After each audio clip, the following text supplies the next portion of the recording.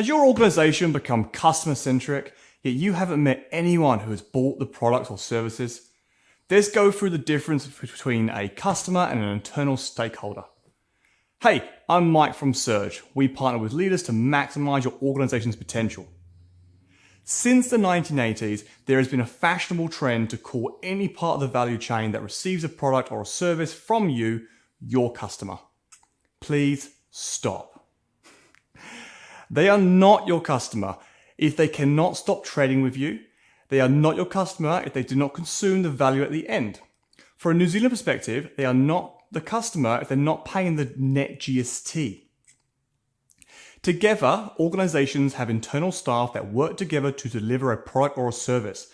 Some organizations also partner with other organizations that can be mapped along a value chain. That's the end-to-end chain in which value is created and deployed to a customer. Yes, you are part of the system that delivers value to the customer. No, you are not each other's customers. The customer is at the end of the value chain or system. That system partners together to deliver end value to someone who makes the choice to exchange a medium of exchange for the value that you provide. Without that customer, the entire value chain collapses. Hence, it is in your best interest to empathize, define, and collaborate with your customer.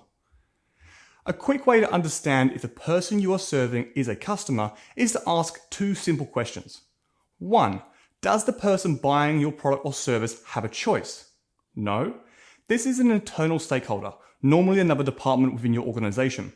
2. Does this person use your service or products to deliver value to others? Yes, then this is a partner. This is someone that you work together to deliver value to your end customer. The problem with treating partners or internal stakeholders as customers is that it encourages sub-optimization. An organization should be creating a customer and serving them to the highest possible value. Ensuring internal stakeholders or partners are getting what they need without the context from the end customer, it can increase efficiency. However, focusing on efficiency within the same value stream loses sight of how you all deliver value together, thus limiting your productivity and innovation. All decisions together should focus on the end customer needs and the best way to deliver value.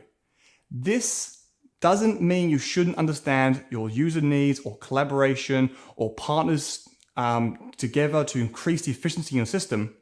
It just means that when an organization says they are customer-centric, they should mean that they are focusing on how the system delivers value to a specific customer.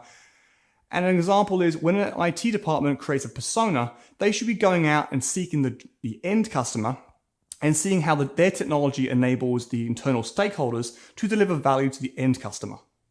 I personally use user stories and features for this purpose.